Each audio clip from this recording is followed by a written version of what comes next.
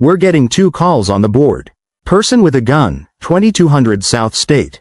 Female, black, light complexion, green track suit, has a gun, fighting with another female, black, dark complexion, occupant of a white car. September 8, 2025. 9:06 a.m. Chicago's South Loop. A 911 dispatcher receives frantic calls. Outside an elementary school, parents are screaming. Children are running, and a 31-year-old mother named Romeka Meeks Blackman lies bleeding on the pavement, just minutes after kissing her 6-year-old son goodbye. This wasn't random. This wasn't a robbery. This was calculated, personal, deadly. The shooter? Another mother, a woman who shared a devastating connection with Romeka, a man named Carlos Smith, who fathered children with both women. What started as a love triangle ended in gunfire, a fist bump over a dying body, and a community demanding justice. But the most shocking part? The shooter walked free for months. And when she finally appeared in court, she had a stunning defense. Romeka Meeks Blackman, 31, was a devoted single mother living in Chicago's South Loop. Friends and family described her as protective, loving, and fiercely independent. Every morning, rain or shine, she walked her 6-year-old son to school near Cermak Road and State Street. It was their routine, their bonding time, her promise that he would always be safe. Romeka worked hard to provide for her son, navigating the challenges of single motherhood with grace. She had dreams. A better future, stability, peace. On September 8, 2025, she kissed her son goodbye at the school doors, not knowing those would be her final moments with him. But Romeka wasn't the only woman connected to a man who would change both their lives forever. Carlos Smith, also known as Carlos Losos Way, was the thread binding 2 women in a toxic web. He had a child with Romeka Meeks Blackman. He also had a child with another woman, Quadajah Johnson. These 2 mothers existed in separate orbits, connected only by the man who fathered their children. Carlos was described as charismatic but complicated, juggling relationships and responsibilities in ways that created tension, jealousy, and unresolved anger. While the exact dynamics of his romantic life remain murky, one fact is undeniable.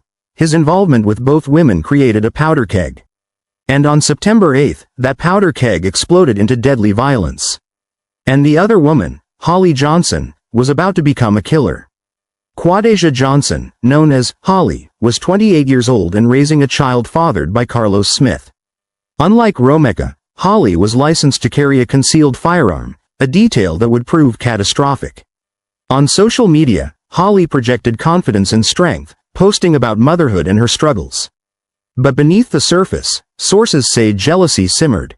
Holly knew about Romeka. She knew where she lived.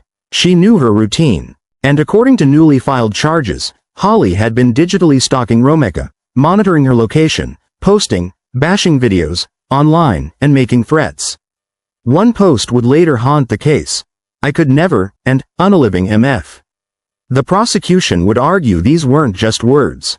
They were premeditation. And on September 8, Holly brought a gun to Romeka's morning routine. In the weeks leading up to the shooting, Holly Johnson's online activity became increasingly sinister. According to prosecutors, digital evidence shows Holly tracked Romeka's movements and whereabouts using social media and location monitoring.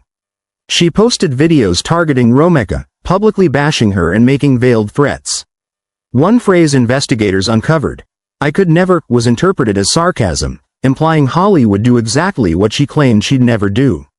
Another post referenced, "unaliving someone." Friends of Romeka later said she felt uneasy, mentioning drama with Carlos and another woman. But she never imagined it would escalate to murder. Holly knew Romeka's schedule. She knew the school drop-off time. And she showed up armed. September 8, 2025. The confrontation that would end in bloodshed. It was a typical Monday morning.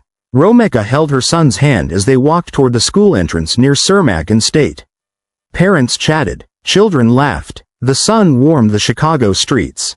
Romeka said goodbye to her little boy, watching him disappear through the school doors. She turned to walk back to her white car parked along the curb. She had no idea someone was watching. She had no idea that in less than 6 minutes, her life would be over. Witnesses later described seeing another car, a black vehicle, pull up near Romeka's. A woman emerged, Holly Johnson, and she was heading straight for Romeka. Witnesses would soon hear the sounds of a violent confrontation. 911 calls started flooding in. Battery in progress, back in state. 4 males and 2 females fighting outside on the street. White car and black car on scene. Eyewitnesses reported seeing Holly approach Romeka aggressively. Voices were raised. Hands were gesturing. Romeka appeared to be backing away, trying to defuse the situation. But Holly wasn't backing down.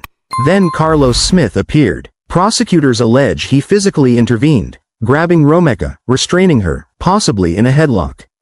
Witnesses described seeing Romeka struggle as Holly and Carlos argued with her. The scene escalated rapidly. Parents nearby began pulling their children away. Something was terribly wrong. And then Holly walked toward her car. What she pulled out next would change everything. A second 911 call came in. Person with a gun, 2200 South State. Female, black, light complexion, green track suit, has a gun, fighting with another female. Witnesses watched in horror as Holly Johnson opened her car door and retrieved a firearm. She turned back toward Romeka, who was still near her white vehicle. Romeka reportedly tried to move away, hands raised. But Holly raised the gun and opened fire. Multiple shots rang out. Bang, bang, bang. Parents screamed. Children cried. Romeka Meeks Blackman crumpled to the ground, struck multiple times.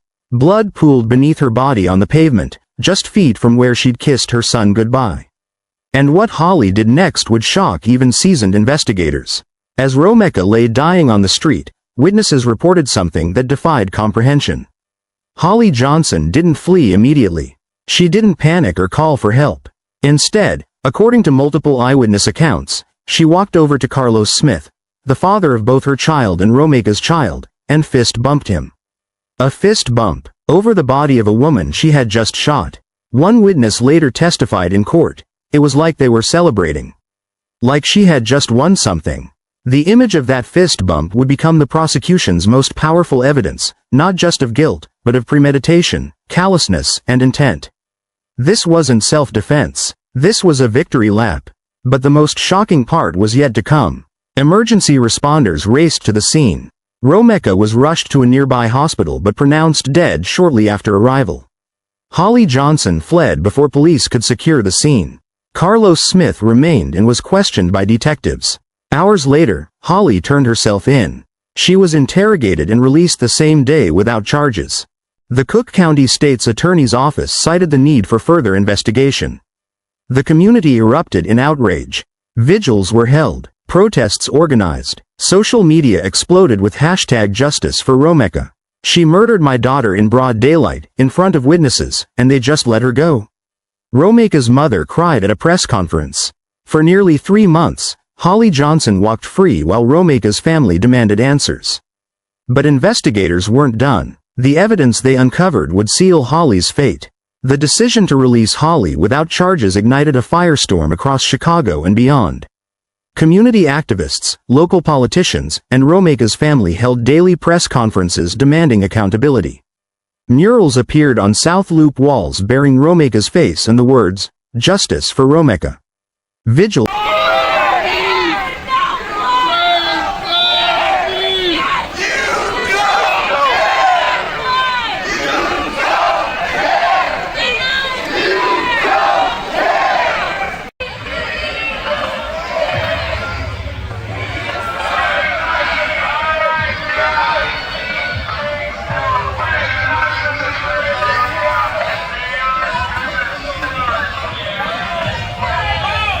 surveillance footage and combing through digital evidence. The public wanted answers, and they wanted Holly Johnson behind bars. The question everyone asked: why wasn't she arrested immediately? Detectives had to answer that question, and the evidence they found was damning. Investigators meticulously reconstructed the events of September 8th. Surveillance cameras from multiple angles captured the entire incident: the confrontation, Holly walking to her car, retrieving the firearm, and opening fire. Audio from 911 calls revealed panicked witnesses screaming, "She just shot her." Multiple times, "She's not moving." Forensic evidence confirmed Romeka had been struck by several bullets. Ballistics matched Holly's registered firearm. Crucially, There was no evidence Romeka had been armed or posed a threat. Witnesses were consistent. Romeka had tried to de-escalate, backing away with her hands raised. The defense would later challenge the credibility of the star witness, claiming obstructions in the surveillance video and questioning if the witness could have seen what they claimed while wearing noise-canceling headphones and standing behind a wall. But one piece of evidence couldn't be disputed: Holly's own words. When prosecutors charged Holly Johnson on December 5, 2025, they didn't just charge her with murder. They filed 5 additional felony counts, including aggravated stalking. Digital forensics revealed Holly had been monitoring Romeka's location in the weeks leading up to the shooting. She posted videos online bashing Romeka, making threats, and engaging in targeted harassment. Under Illinois law, aggravated stalking involves a pattern of conduct causing fear or emotional distress, often supported by electronic evidence. Prosecutors argued Holly's social media activity showed premeditation. She wasn't reacting in the moment. She had been planning. 2 posts became central to the case. One reading, "I could never," and another referencing, "unaliving MF." The defense fought to suppress them, arguing they would prejudice the jury. But the judge had other plans. In a pivotal pre-trial hearing, the prosecution filed a motion to admit Holly's social media posts, the "I could never" video and the "unaliving MF" post, into evidence. The defense objected vehemently, arguing the posts would unfairly prejudice the jury and didn't prove intent. But the judge sided with the prosecution. "This goes to show Holly's state of mind," the judge ruled. "The jury needs to see it. It supports the prosecution's theory of premeditation." The posts were deemed admissible. This was a major blow to the defense. The prosecution now had concrete evidence suggesting Holly had contemplated violence before the shooting. Combined with the stalking charges, aggravated discharge of a firearm near a school zone, and witness testimony, the case against Holly Johnson was mounting. And then came the moment that would define the trial. Carlos Smith took the stand. On January 8, 2026, Carlos Smith appeared in court during a pre-trial hearing. In a stunning moment, he addressed the allegations against him. Prosecutors had claimed Carlos physically restrained Romeka, grabbing her in a headlock, beating her with a car door, while Holly retrieved her gun. Carlos denied everything. "I didn't headlock her. I didn't beat her with the door. I only tried to defuse the situation," he testified, his voice breaking. "They keep deflecting away from the truth. We need justice to be served through the truth." His testimony raised more questions than answers. If he was trying to stop the violence, why didn't he call 911? Why did he fist bump Holly after she shot Romeka? The courtroom was tense. Romeka's family sat in the gallery, some crying, others shaking their heads. And then Holly Johnson entered her plea. On January 8, 2026, Quadajah, Holly Johnson was formally arraigned on 6 felony charges: first-degree murder, aggravated stalking, aggravated discharge of a firearm near a school, and 3 additional stalking-related counts. The courtroom was packed with media, Romeka's family, and the public. Holly appeared with her attorneys. When the judge asked how she pleaded, Holly's voice was steady: "Not guilty. Not guilty to murder. Not guilty to stalking. Not guilty to all counts." The defense's strategy was clear: self-defense. They would argue Romeka had been the aggressor, that Holly feared for her life, and that the shooting was legally justified. The prosecution scoffed. "Self-defense doesn't involve celebrating over a body," they countered. The battle lines were drawn. But Holly had one more request, and it was shocking. Following the arraignment, Holly's defense team filed a motion requesting her release from jail. The reason? Holly claimed she was pregnant. Her attorneys argued she should be placed on home confinement or electronic monitoring due to her condition. The motion cited her pregnancy as grounds for compassionate release pending trial. But there was a problem. According to court documents, Holly had a 6-month-old child in her car at the time of the September 8 shooting. If that child was 6 months old in September 2025, and Holly was now pregnant in January 2026, the timeline raised questions. Was she truly pregnant, or was this a legal strategy? The public was divided. Some believed it was manipulation. Others argued a woman's pregnancy status shouldn't affect justice. The judge's decision would shock the courtroom. The judge denied Holly's motion for release. Despite claims of pregnancy, the court ruled Holly Johnson posed a significant flight risk and danger to the community. She would remain in custody pending trial. No home confinement, no electronic monitoring. The defense appeared frustrated but composed. Romeka's family breathed a sigh of relief. Holly's supporters, present in the courtroom, shook their heads in disbelief. Legal analysts noted the denial wasn't surprising given the severity of the charges and the evidence. First-degree murder with aggravating factors, stalking, premeditation, discharge of a firearm near a school, meant Holly was unlikely to see freedom before trial. Her next court date was set for February 3, 2026, for a status hearing to address motions, evidence, and trial timelines. But as the trial date approached, new questions emerged. The trial will hinge on two radically different stories. The prosecution's narrative.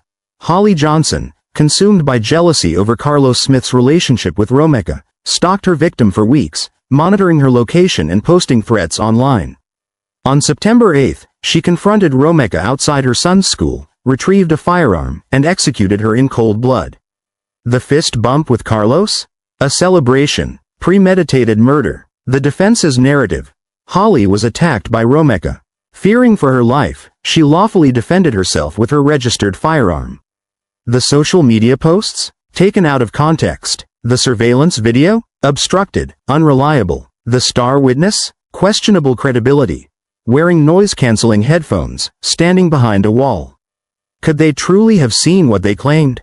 The jury will decide, and the community remains divided. Romeka Meeks Blackman's death devastated Chicago's South Loop and beyond. But the real victims, many say, are the children. Romeka's 6-year-old son will grow up without his mother. He'll never hear her voice again, never feel her hug, never have her walk him to school. Holly's child, whether 6 months old or older, will grow up with a mother behind bars, facing life in prison. And if Holly is truly pregnant, another child will be born into this tragedy. As one commentator said, in the midst of adults fighting about what's right, what's fact, what's fiction, they're losing sight of the children. They're the biggest losers in all of this. Romeka's family established a memorial fund, and the community continues to demand justice. But beyond the courtroom, this case forces us to confront uncomfortable truths. The Romeka Meeks case is a stark reminder of how jealousy, unchecked rage, and toxic relationships can spiral into deadly violence. Digital stalking, once considered harmless, is now recognized as a serious precursor to physical harm. Holly's alleged monitoring of Romeka's location, her threatening posts, and her public harassment all fit a pattern experts call pre-assault behavior. Romeka was caught in the crossfire of a relationship dynamic she didn't create. She was simply a mother raising her son. Holly, prosecutors argue, allowed jealousy to consume her. Carlos Smith's role remains deeply troubling. His presence, his alleged actions, and that fist bump all raise questions about complicity. This case forces society to confront how we handle domestic disputes, co-parenting conflicts, and online threats before they escalate. As the trial looms, one question remains. Will justice be served? Quadajah, Holly Johnson remains in custody, awaiting trial for first-degree murder and 5 additional felony counts. The evidence is substantial. Surveillance footage, 911 calls, witness testimony, forensic evidence, digital stalking records, and her own social media posts. But the defense will fight every claim. They'll challenge the credibility of witnesses, argue self-defense, and attempt to poke holes in the prosecution's theory. The trial will be emotional, contentious, and closely watched. Romeka's family will attend every day, seeking justice. The community will be watching. And the nation will be reminded of the devastating cost of jealousy and violence. A jury of Holly's peers will ultimately decide her fate. Guilty or not guilty, justice or injustice, the verdict will come. But whatever the outcome, one truth remains. Romeka Meeks Blackman was 31 years old. She was a mother who loved her son enough to walk him to school every single morning, even on the day it cost her everything. She had dreams, hopes, and a future stolen from her in seconds. Her 6-year-old son will grow up without her. Her mother will carry this pain forever. And the community will never forget the morning a mother was gunned down outside an elementary school. This case isn't just about legal arguments, surveillance footage, or social media posts. It's about a real woman, a real life, a real loss, As we await the trial, let us remember Romeka, not as a victim, but as a devoted mother whose love for her son defined her final moments. To Romeka's family, may you find strength as justice unfolds. To her son, may you always know your mother loved you fiercely. To the children caught in this tragedy, both Romeka's and Holly's, may you find healing, support, and a future free from the pain of your parents' choices. To the community, continue demanding accountability, but also show compassion for the innocent lives affected. And to all of us, let this be a reminder that behind every true crime story is a human being, someone's daughter, someone's mother, someone's child. Romeka Meeks Blackman deserved better. She deserved to see her son grow up. She deserved to live. If this story moved you, if you believe in justice for Romeka Meeks Blackman, subscribe to this channel, like this video, share it with others, and leave your thoughts in the comments below. Hit the notification bell so you never miss a development. Justice delayed is not justice denied.